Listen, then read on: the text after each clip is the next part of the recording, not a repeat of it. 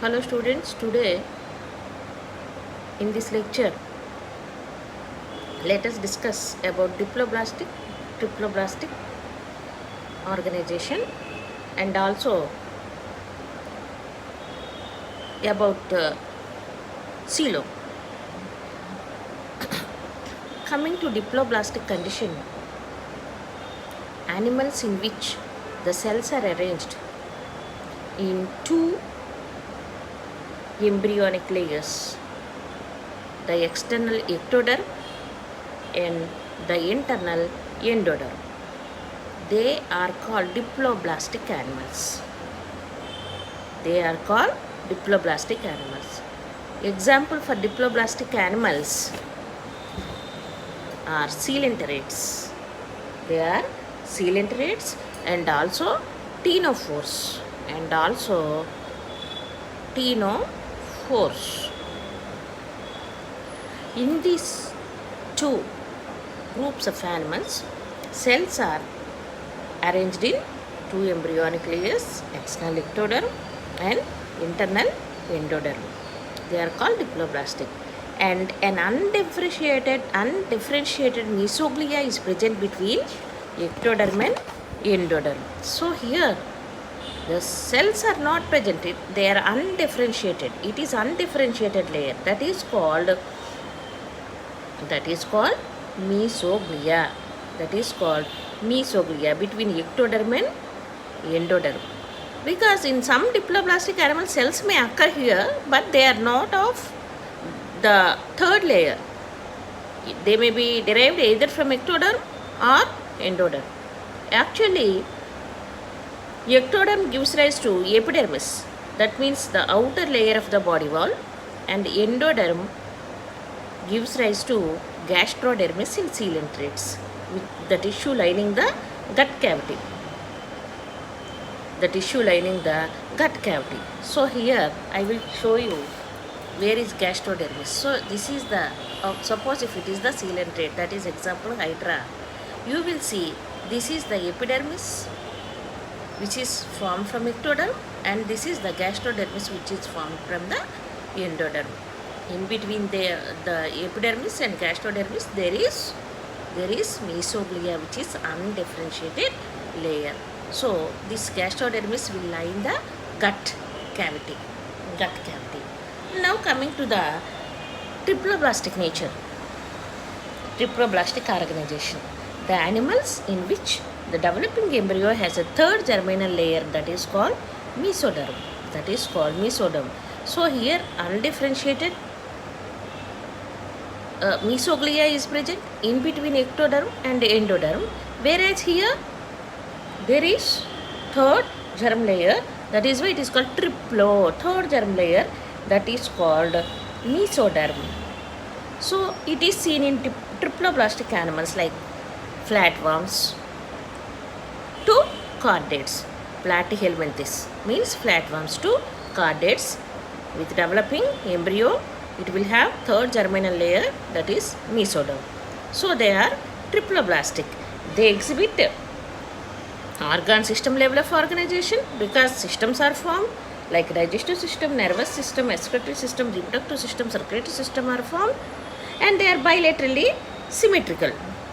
They have bilaterally symmetrical body. So this is about the diploblastic, which consists of two layers, and triploblastic, which consists of three layers are present. This is about the diploblastic and triploblastic organization. Now coming to the coelom.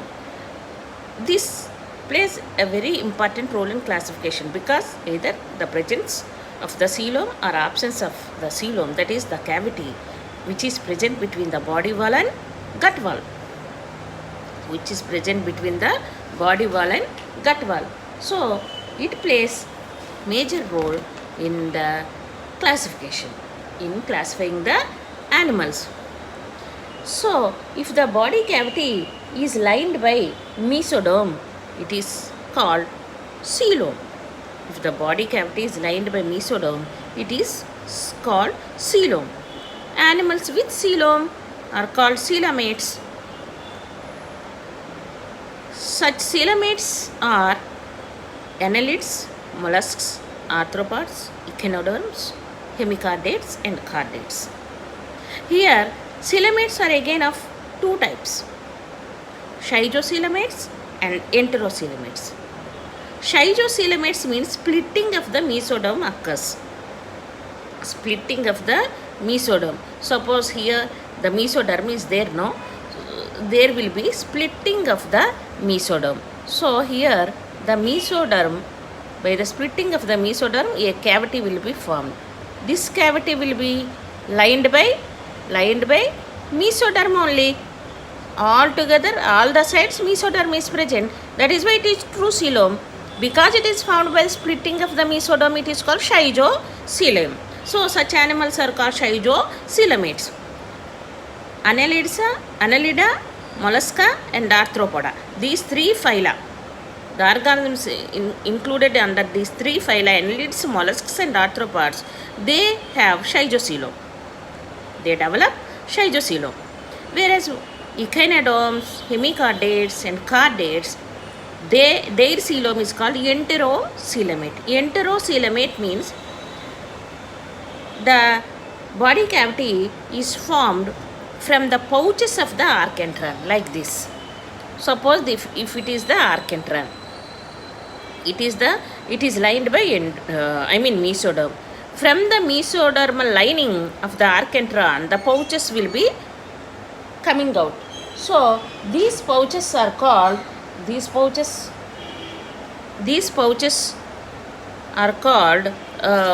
of these pouches the coelom is developed, and that is called enterocoelomate. And these animals are called enterocoelomates. And now coming to the what is the other type of coelom, pseudocoelom. Here the coelom is not formed by the mesoderm. It is not lined by the mesoderm. So here coelom is present, but it is not lined by the mesoderm. So such coelomates are called pseudocoelomates, which are not true. The body cavity is not lined by mesoderm. Okay, so Aschelminthes or Nemathelminthes, they show pseudocoelom.